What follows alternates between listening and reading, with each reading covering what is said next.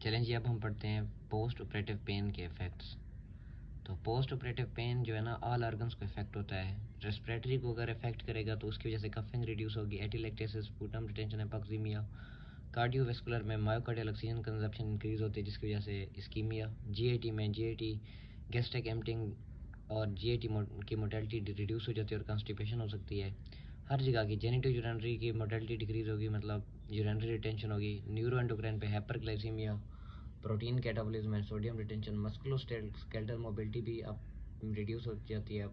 Post operative pen के बाद patient bed rest हो जाता है, सो मोबिलिटी रिड्यूस हो सकती है। और बेड रेस्ट प्रोलॉन्ग हो जाए तो bed source, pressure source, decubitus ulcers बन सकते हैं।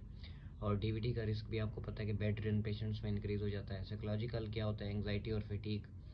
और बेनिफिट्स क्या हैं इफेक्टिव, अगर हम पोस्ट ऑपरेटिव पेन रिलीफ करेंगे तो ये जो पिछले हमने इफेक्ट्स पढ़े हैं ना पोस्ट ऑपरेटिव पेन के, ये सारे रिलीव हो जाएंगे। अब पेशेंट का कंफर्ट इंप्रूव होगा। अब पेशेंट की कफ सप्रेस हो गई, इतना पेशेंट कफिंग करेगा जिससे उसकी ब्रीदिंग इनहांस होगी। अब एटिलेक्टेसिस हो रही थी ना, लंग कोलैप्स कर रहे थे, अब लंग्स एक्सपेंड करेंगे जब वो ब्रीथ करेगा।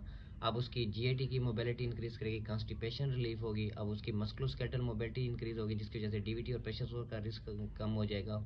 इसके अलावा पेशेंट ज़्यादा से ज़्यादा कोऑपरेट करेगा। जब उसको पेन नहीं होगा तो कोऑपरेट करेगा, जब पेन होगा वो कैसे कोऑपरेट कर सकता है। और जीआईटी मोबिलिटी की भी प्रिवेंशन होगी। अब मेथड्स क्या है एक्यूट पेन रिलीफ के और क्रोनिक पेन रिलीफ के, ये बहुत इंपॉर्टेंट है एग्जाम के पॉइंट ऑफ व्यू से। एक्यूट पेन रिलीफ के लिए सबसे पहले तो हम बेसिक से स्टार्ट करते हैं। पैरास्टामोल, एनएसएड्स देते हैं, इब्यूप्रोफेन, डिक्लोफिनेक।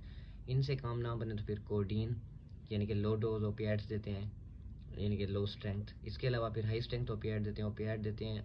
पहले ओपियाट और पैरास्टामोल का कॉम्बिनेशन देते हैं। इसके बाद आईएम और आईवी मॉर्फिन जो कि एक हाई स्ट्रेंथ ओपियाट है। इसके अलावा पेशेंट कंट्रोल एनाल्जेसिया भी दे सकते हैं एक्यूट पेन रिलीफ में, एपिड्यूरल एनाल्जेसिया भी दे सकते हैं। इसके अलावा ना, ये तो थे हमने ड्रग्स पढ़े हैं।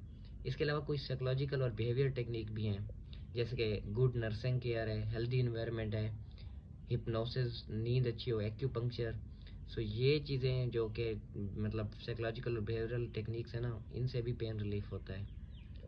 अब World Health Organization analgesia ladder, तो ये एनाल्जेसिया लेटर क्या कहती है कि पोस्ट ऑपरेटिव जो पेन है ना वो एक्यूट और सेल्फ रिमिटिंग होता है and they will tend to go down the ladder.